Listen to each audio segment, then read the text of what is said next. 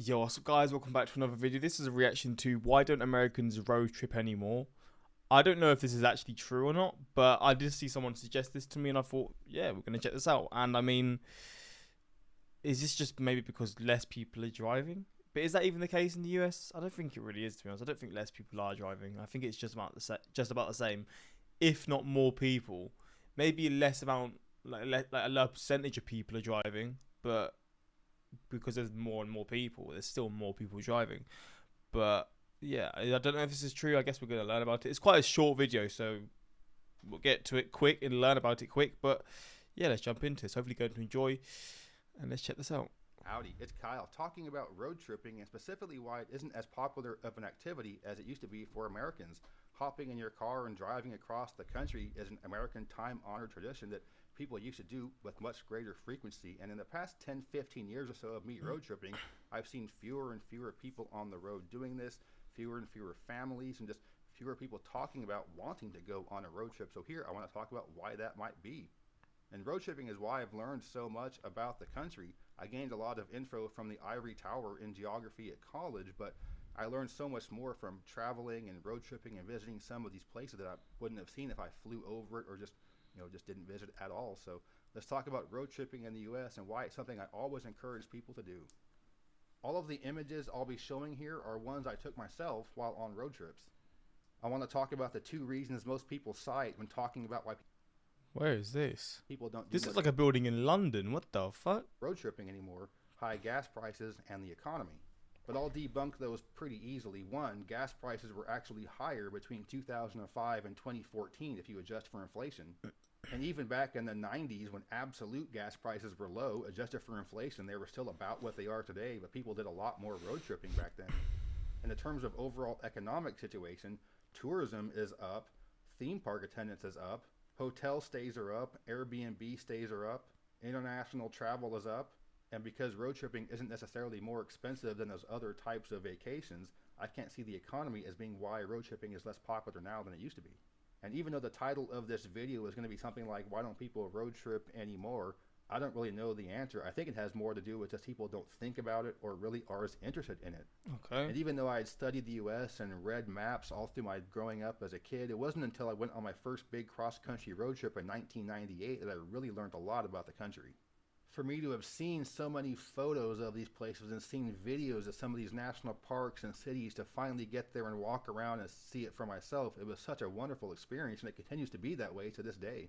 I was just on a road trip last month and I saw things I had never seen before in my previous 25, 30 road trips or so.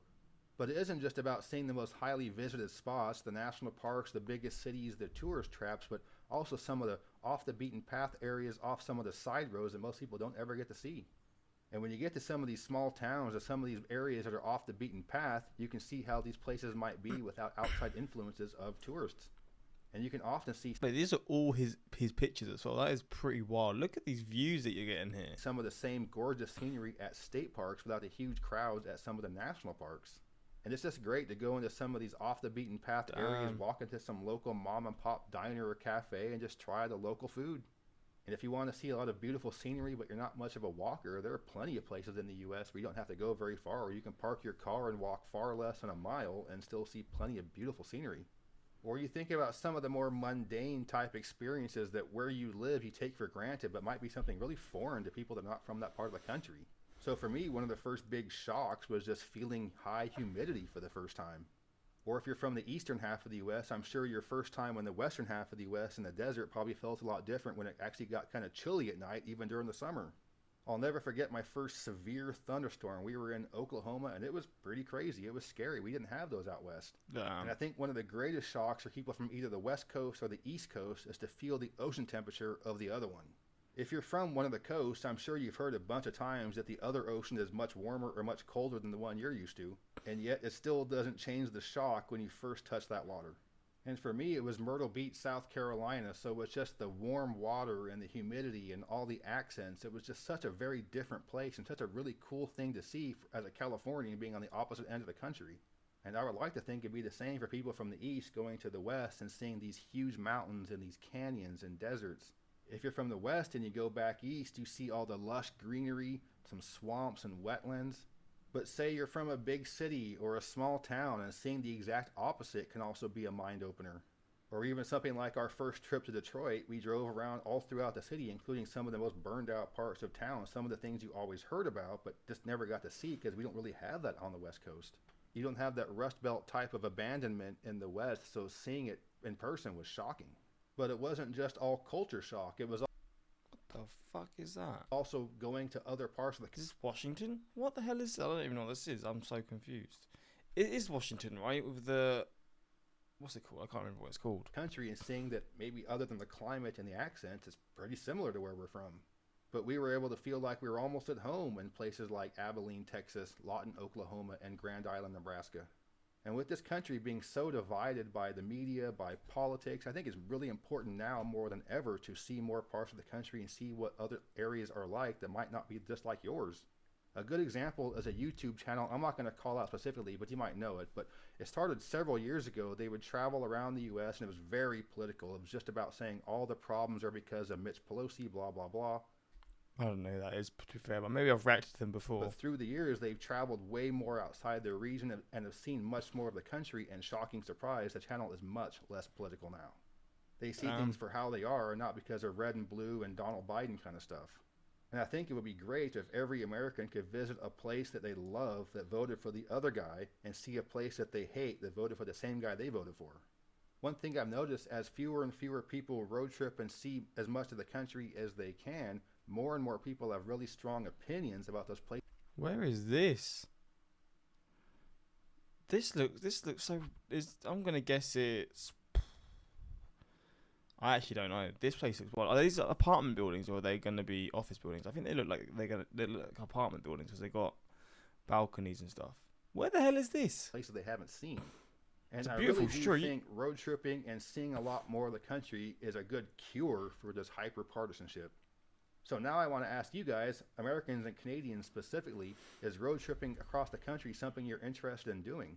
Because again, with tourism as a whole being up, theme park attendance being up, and road tripping going down, people are still wanting to travel, but people are wanting less and less to do it by road trip.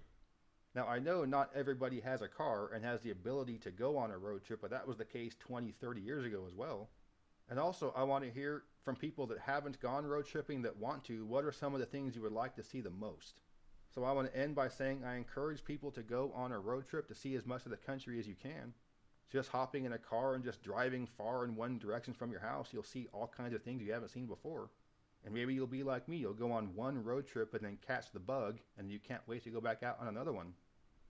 If you enjoyed this video, I like this video. It's a bit different to what I was expecting, but it's just basically promoting it. It's sort of basically saying, why wouldn't you want to do it, more or less? But some of those places, I mean, he's probably been to every corner of the US, right? So he's probably seen everything. So, I mean, the fact that he has all these pictures for himself, yeah. I mean, this is probably just like 0.1% of what he's seen as well. But he obviously loves it, and you gotta respect it. I mean, it must be awesome to just be able to go and travel freely and go wherever you want within your own country like that. For most people, a road trip would require paid time off plus saved expenses for the trip. House and rent prices are destroying disposable income. Yeah, that's very true. And the gig economy is killing paid time off. That's very true, actually. I mean, when you think about it, people just don't have the money to do it, do they? I don't know how much it was before, but like with how it is now, I feel like you've got a lot less spare money, and it's a lot more like you have to just pretty much just non-stop work because you don't have enough money to save or whatever. Like, people are living paycheck to paycheck and stuff like that. But yeah, let me know your thoughts. I mean, if you're someone who road trips frequently, or you sometimes road trip, whether it's with your family or on your own or whatever it is, or you've done it in the past, let me know how you found it. Because in the UK, road tripping is definitely not a thing. Don't get me wrong, guys. There are definitely people that will travel, like, from England to Scotland to Wales to explore these different areas of the country, of Britain. But it's definitely not as common, for sure. And it's probably done within, like, 2 days. You just see all the sights, you're going to just stop off. But yeah, let me know if that's the case, if you're from the US and you do it often, or you've done it before and you enjoyed it, or what you think of it.